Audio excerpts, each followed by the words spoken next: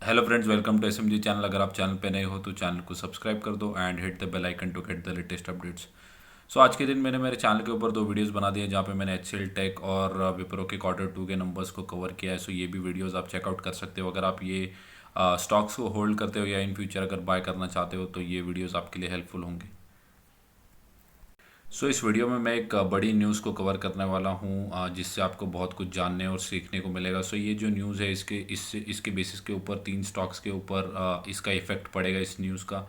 कौन सा है वो तीन न्यूज़ और क्या है न्यूज़, देखते हैं इस वीडियो में। न्यूज़ यहाँ से जो है वो इंडियन गवर्नमेंट जो है उनकी तरफ से है। यहाँ पे गवर्नमेंट ने जो है वो 22,000 करोड़ की जो है ग्रांट अप्रूव कर दिया है। ये किसके लिए किया है? To run fuel retailers for selling cooking gas. LPG जो हमारे घर के अंदर आता है या पूरे कंट्री के अंदर जिसका डिस्ट्रीब्यूशन होता है, तो वहाँ पे अगर देखें तो इन्होंने 22,000 करोड़ की जो है वो मंजूरी दे दी है। तो अब मंजूरी किसको दी है? तो मंजूरी दी है कंपनीज़ को दी है। यहाँ पे अगर हम देखें तो वहाँ पे तीन मार्केटिंग कंपनीज हैं जो कि डोमेस्टिक लेवल के ऊपर एलपीजी को डिस्ट्रीब्यूट करने का काम करती हैं। ये है आईओसी, बीपीसीएल और एचपीसीएल। यहाँ पे अगर देखें तो prime minister Narendra Modi at the meeting on Wednesday approved one time grant to 3 oil marketing companies. ये जो है वो तीन कंपनीज हैं। तो अगर देखें तो ये तीनों कंपनीज मार्केट के अंदर लिस्टेड हैं और ये न्यूज़ का जो इम्पैक्ट है वो इन तीनों भी कंपनीज़ के ऊपर ज़रूर होगा।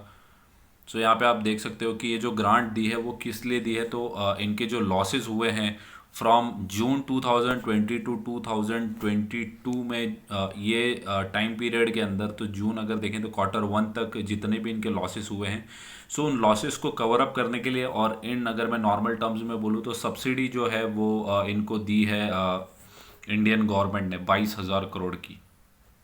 यहाँ पे जो है मेजर न्यूज़ है। तो अगर हम देखें तो इंटरनेशनल प्राइजेस जो है इस टाइम पीरियड में, लगभग 2020 से लेके 22 तक अगर देखें तो 300% जो है वो एलपीजी के प्राइस में हाइक हो चुका था। 300% मैं कहूँगा तो अगर 1 रुपये है तो उसके प्राइस हाइक लगभग 3 रुपये के बराबर हो चुके थे। अगर हम देखें तो 300% हाइक जो है वो इंटरनेशनल मार्केट में हो गया था। But however to insulate consumers from fluctuation to in international LPG prices the cost increase was fully not passed one.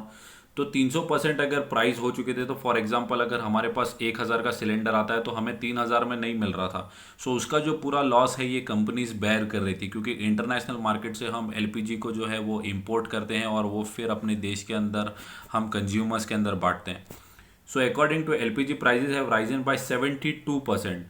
72% जो है उन्होंने प्राइस हाइक किया है और इंटरनेशनल मार्केट में जहाँ से हम इंपोर्ट करते हैं वहाँ पे 300% का हाइक जो है एलपीजी सिलेंडर्स के अंदर हो गया था।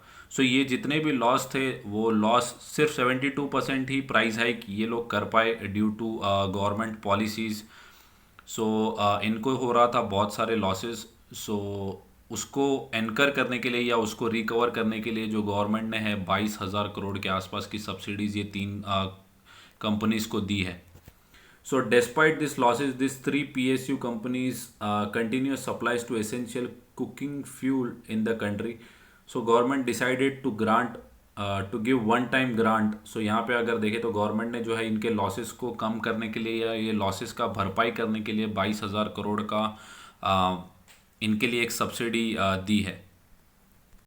ऑलमोस्ट अगर रिपोर्ट देखें तो 21,000 करोड़ के आसपास का जो था इनको लॉस हो चुका था ये 2 साल के टाइम पीरियड के अंदर, और गवर्नमेंट ने जो है वो लगभग 22,000 करोड़ की सब्सिडी, 21,500 करोड़ या ऐसा कुछ, यही लमसम फिगर के अंदर इनको लॉसेस हो रहे थे। गवर्नमेंट ने इनको कॉम्पनसेट करने के लिए जो है 22,000 करोड़ की सब्सिडी दी है। इन कंपनीज़ के लिए काफ़ी अच्छी बात है और अपकमिंग क्वार्टर्स के अंदर आप देखोगे कि ये कंपनीज़ के बैलेंस शीट के अंदर थोड़ी बहुत इम्प्रूवमेंट हमें देखने को मिलेगी। अगर बीपीसीएल का चार्ट देखें तो आज लगभग 1% के आसपास की तेज़ी जो थी वो बीपीसीएल के अंदर देखने मिली। ये जो कंपनीज़ है ये पीएसयू कंपनीज़ है। अगर आप डिविडेंड यील्ड देखें तो लगभग 5.5% के आसपास की जो है डिविडेंड यील्ड ये कंपनीज़ के अंदर है। अगर आपको डिविडेंड चाहिए तो आप ये कंपनीज़ के अंदर जा सकते हो, क्योंकि यहाँ पे जो होता है वो गवर्नमेंट ऑफ इंडिया का काफ़ी बड़ा स्टेक ये कंपनीज़ के अंदर होता है। तो इन कंपनीज़ के अंदर जो ग्रोथ होती है वो काफ़ी कम होती है। अगर मैं आपको 5 साल का चार्ट दिखाऊं तो 5 साल के अंदर कंपनी ने 38% के आसपास के जो है नेगेटिव रिटर्न्स जनरेट करके दिए।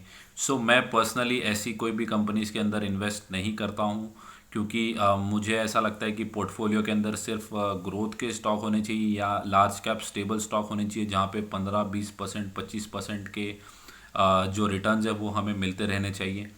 बट मैं डिविडेंड, बोनस, स्प्लिट, सो ये जो फैक्टर्स हैं इनको ज़्यादा कंसिडर नहीं करता, बट मेरा जो कैपिटल अप्रिसिएशन है वो ज़्यादा होना चाहिए। सो अगर इन कंपनीज़ की बात करें तो ये कंपनीज़ के अंदर आपको डिविडेंड तो मिलेगा, बट ग्रोथ की जो है वो काफ़ी ज़्यादा कमी रहेगी, क्योंकि अगर आप 5 साल में देखें तो कंपनी जो है वो सेम टेरिटरी में ट्रेड कर रही है, इन्वेस्टर्स के कोई पैसे नहीं बनाए। सेम चार्ट अगर मैं 5 साल का आपको दिखाऊं तो आईओसी के अंदर भी है। सो यहाँ पे भी 51% के आसपास के नेगेटिव रिटर्न्स 5 साल के अंदर बना के दिए हैं।